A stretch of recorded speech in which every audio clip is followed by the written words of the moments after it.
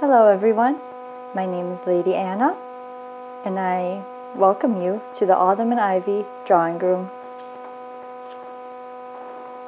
On today's adventures from the Autumn and Ivy drawing room, I'm actually going to be working on this lovely little lady over here, which is a cosplay I'm hoping to enter next year at the C2E2 Crown Championship of Cosplay. Pending it's not cancelled and the apocalypse is well a ways down the road that they can still hold conventions again. So this cosplay is actually, I've made several, but this is the first one I'm actually planning on entering into the cosplay competition. It is from the video game Bloodborne from the Old Hunters DLC. The character is Lady Maria of the Astral Clocktower, and she's one of the big main bosses in the DLC. As you can see, I've already started most of it, because originally this was going to be one of the things I was going to stream on Twitch, but I noticed that my camera still doesn't come in, and it actually isn't going to be shipped until the end of this month, so I won't be able to really stream anything till the middle of September. And this lady has a deadline for me, because I like to set myself deadlines, or else it's never going to get done. I'm hoping to have it done by mid to late fall, so literally like 2 to 3 months. So that way I can actually get real nice photos done. I have a place picked out in Chicago that hopefully, pending it's safe enough, I can go there with an actual photographer and take some nice fancy photos, which therefore will be part of the submission form of the competition. So what I've got done so far, my main reference is the Prime 1 Lady Maria of the Astral Clocktower statue. That really pretty highly detailed statue that I can never ever afford in my life, because it's detailed, let's put it that way. But that it's also the reason why it is my main reference, because you see every single detail from the type of fabric used to the type of colors and little detail stuff. So that it helps me a lot, especially since I'm detail oriented, and I want this to be amazing. Like amazing enough to actually get honorable mention at a cosplay competition. So the primary material I'm using for the cosplay is leather, since that is literally Bloodborne, waistcoats and leather, my aesthetic. So the coat, her overcoat, like she has so many layers. She has like a normal, 19th century white shirt waist. She's got this like 18th century waistcoat, followed by a simple 19th century waistcoat, because apparently you need many waistcoats. She's got the little jabot with the blood on it. There's also brown leather pants that I'm going to be working on in a different video. They're hanging over there at the moment. Brown leather pants, knee-high boots that look like they're supposed to be leather, but I can't really find those kind of boots, so I'm working with what I got. And she also has like a brown mantle thing, and a brown fencing cape on top of that, along with brown leather bracers and gloves and the rakuyo blade and the Evelyn pistol. Those two I'm planning on making myself. I've never really fully made props. I started making some but never finished, so that'll be an experiment. But yeah, so she's got lots of layers, and the majority of it, according to my references from both in-game and the Prime 1 statue, is the primary material of her costume outfit is all leather. Oh, and we can't forget the little leather pointy bicocket sorta tricorn hat. So that I'm going to be making another video too. So what I'm planning on doing today, like she still needs a lot of work. Luckily, I still have like 2 to 3 months, and it's coming along.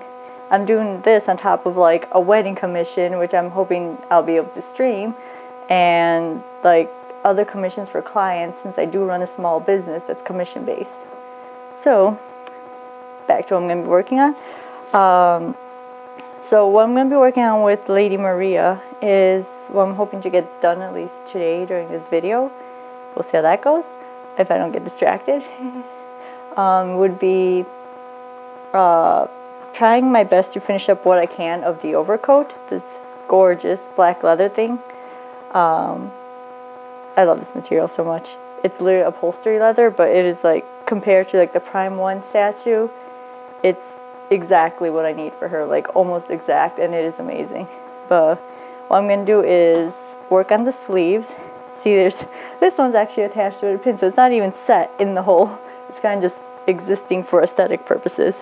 But I'm gonna finish up this sleeve and get it set if I can, along with sew this band on.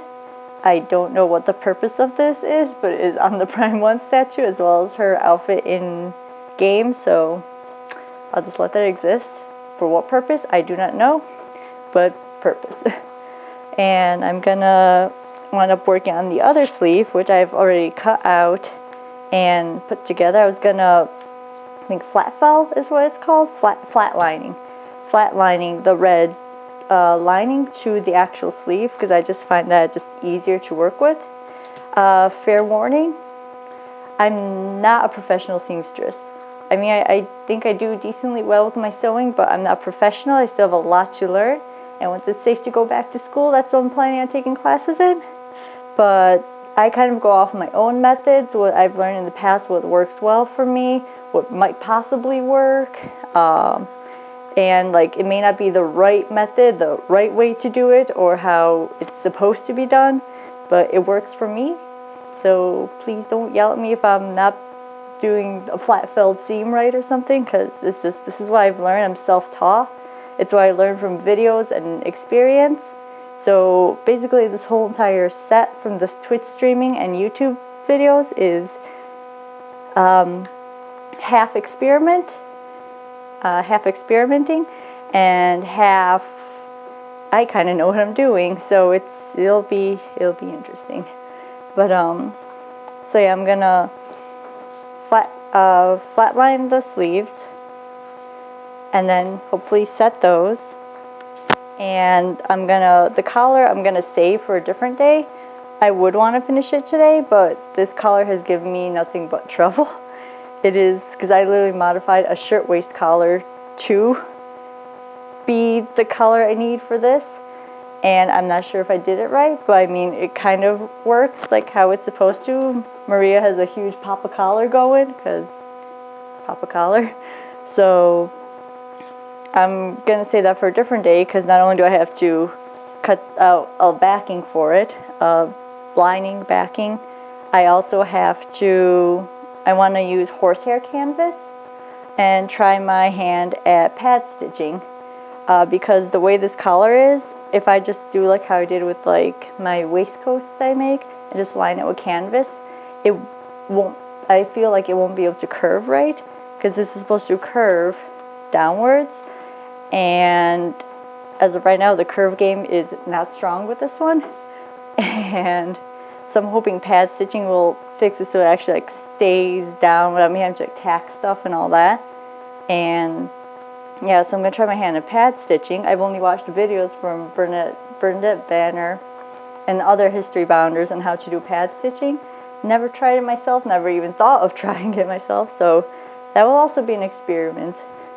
Luckily it's for just a collar, not like an entire full coat.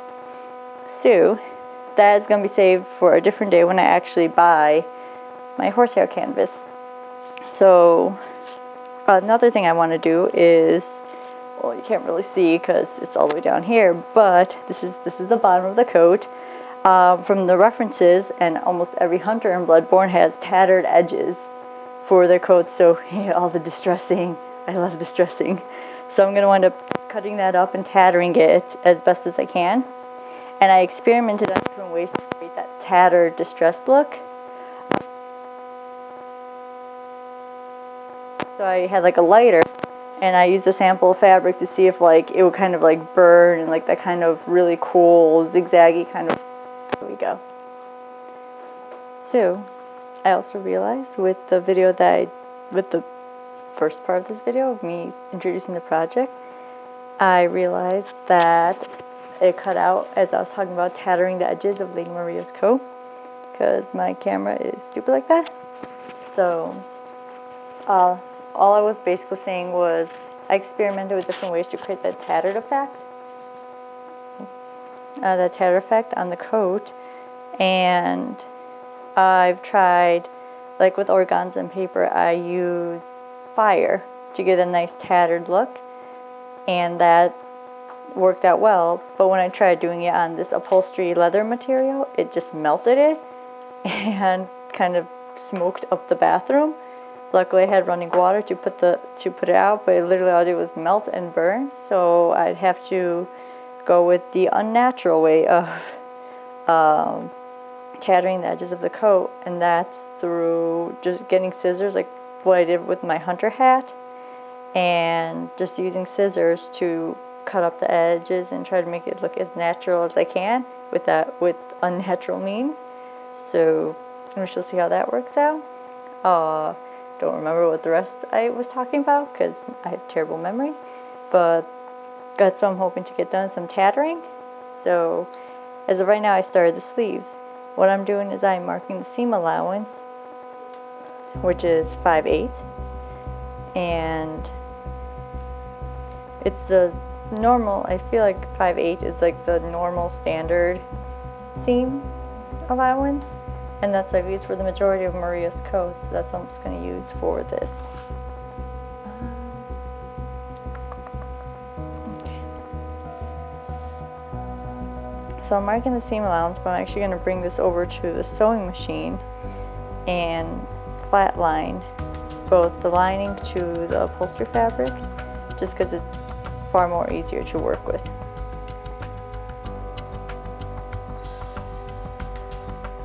Oh, my kitty is literally on the other side of the door of the drawing room, meowing to be let in. And I would let her in, but I know for a fact that she's going to be meowing at the door back and forth, and I can't just keep opening the door and closing the door, because I would like to actually get a decent amount done on this video before I lose daylight, since I'm new to everything like this, so I'm new to streaming, new to recording my stuff, so I don't actually have a proper studio setup, so I'm literally working with just natural lighting in my drawing room up until I either get my lighting kit from my father's house or just buy a whole brand new studio lighting kit. So basically I'm working with as much daylight as I can, but the second it starts getting hard to see in here because of the daylight, I'm just gonna stop. And I do have lights in here, but they don't really look as good on camera as natural lighting does. So yeah, I'm just working with natural lighting at this point up until I get an actual studio setup, which I'm hoping to get soon. But this is also a very small drawing room because it's a master bedroom in an apartment. So I'm not sure how well that will work with a whole full lighting setup, but I'll find a way to make it work. Okay, so I marked the 5/8 seam allowance, and like I said, I'm going to take this over to my sewing machine and actually stitch, flatline them. So be right back.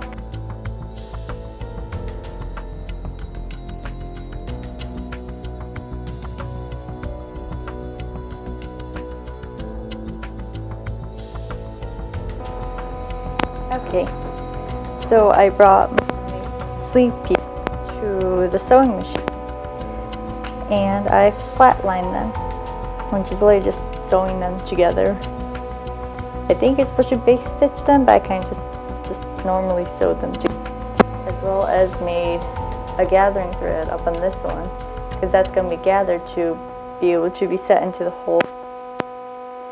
And sidebar fact, so I'm actually using a pre-made pattern for Lady Maria's overcoat, the pre-leather one I'm working on. No, me, I still tend to rely on pre-made patterns, though I know a lot of well-to-do seamstresses tend to draft their own or find other ways, draping and all that for their patterns. Me, my pattern drafting skills have some left to be desired, so I can do basic cosplay pattern drafting, the whole duct tape the dress form, draw with the design, all that, add the seam allowance. So that I can do, but there's some things that that kind of cosplay drafting pattern, drafting method doesn't always work. I know this because I used that to make a prom dress for a girl. And this is like the second commission I ever got from a person, because this is when I just first started taking commissions. And so it was like my very second commission that I got from a client. So I decided to use the cosplay pattern drafting method for her prom dress, because she wanted to be like off shoulders with a deep V back. I used that, and though the dress looked gorgeous and still one of my favorite things I made for a client, the V and the off shoulder part could have been done a bit better. And I did that using the dress form, duct tape, masking tape, drafting pattern. And I realized I should just bought a pre-made pattern, just modified it. But I also was kind of like trying to get this done quick, because it was a commission I didn't think I was actually going to follow through. But she messaged me like a month before her prom, and it's like, hey, are you still going to make this for me? I'm like, okay, I guess I have to. But so I still rely heavily on pre-made patterns until I get a better idea of how to grade and draft patterns myself from scratch. So this is what I'm using for Lady Maria's coat. I'm making the female version, but with the male sleeves, since her coat sleeves, if you look at the Prime 1 statue, doesn't really have this cute little mutton, baby mutton puff sleeve going. So that's what I'm using, so just that everyone's aware. And it's also part of the same exact pattern I'm going to be using to make a coat for myself. Well, anyway, so I've got my sleeves flat lined, and I have the notches all cut out, which I learned notches are literally a godsend when it comes to any kind of project, because before I used to just omit them because I didn't think they were important. Then I realized they were important and made my life so much easier. So I'm going to turn upside down, and I'm actually going to match the match the sleeve triangles, or not the sleeve triangles, the notches. And that's why I say it's a godsend, because I realize making things has gotten so much easier now that I've learned that notches help the matching and stuff. So the way these sleeves are, which I've also noticed on period sleeves in general, is they don't sew together like modern sleeves. With modern sleeves, it's usually the same size as the upper sleeve is the same size as the lower sleeve, and you kind of just put it together style or something like that. But as you can see, the edges don't meet exactly, so you have to actually fold one edge up, and they kind of meet like that. So it doesn't exactly evenly match with just like this. You actually have to fold it over and kind of put it together, which is also I noticed with my shirt waist that I make and my bodice.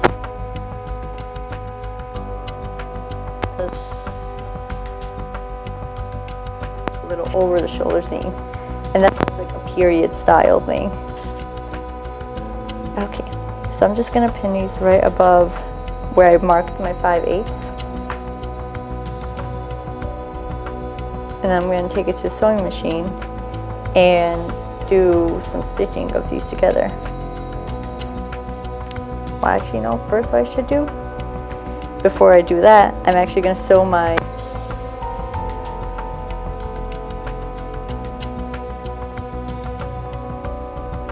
because the way I did it, I can't really sew it like this, but with the sleeve like this, I feel like it just makes it easier. So I'm going to match it with these notches, because this she has, it's kind of closer to the shoulder than anywhere else. So I'm going to take this to the sewing machine and sew it here. And so, because that's just needs to be set. So this one, thankfully, I don't have to do that. An example of how it will look.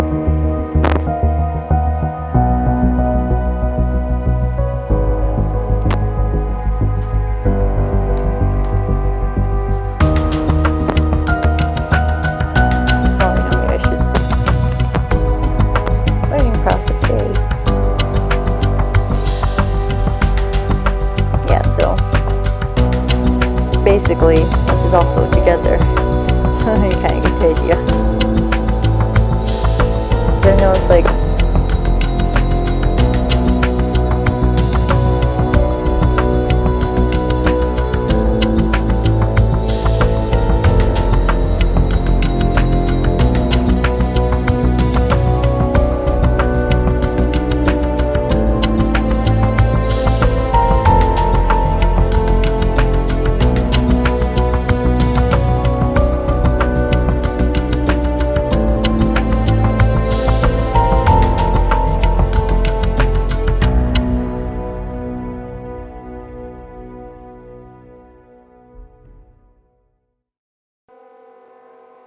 okay,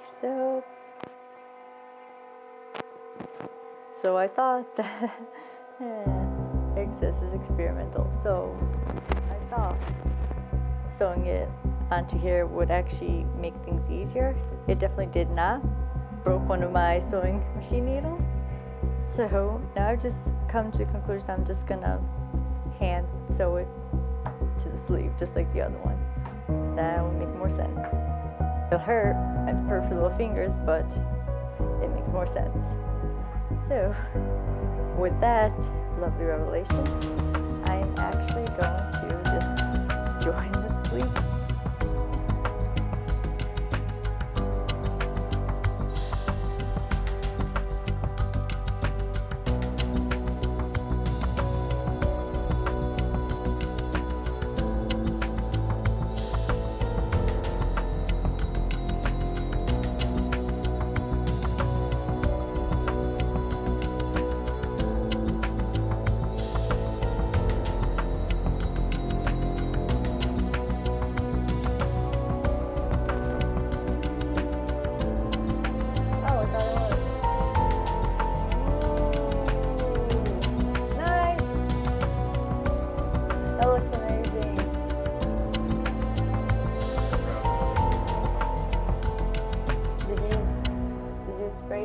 Black primer. The black bottle that I had. Oh, jeez. I didn't use that much, actually. That's I surprising. watered it down a little and I was able to get it good. Well then. Yay! That looks so awesome. And now the fun part.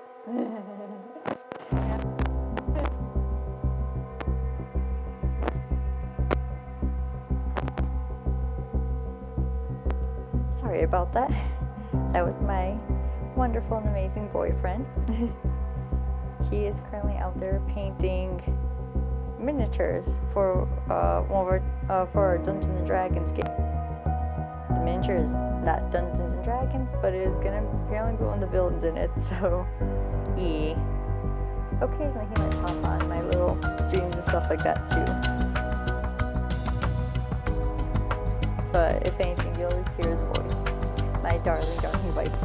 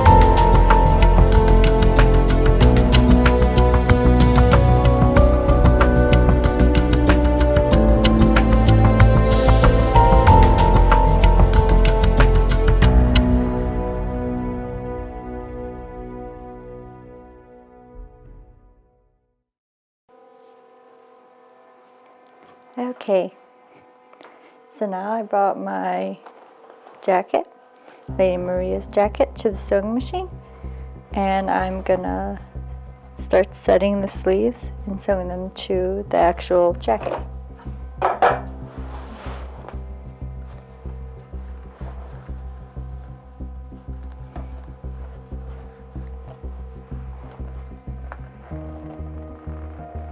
I'm sure there's a better way to do this, but this is how I've always set my sleeves, and it has always worked for me, so unless I find another way, this is basically what I do for my sleeves.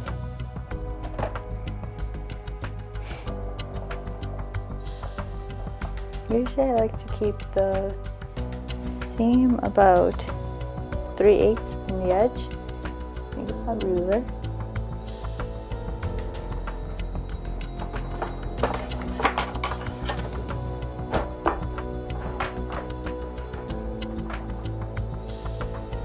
Okay. Move this guy a little over. Alright. And now the sewing process begins. Woohoo!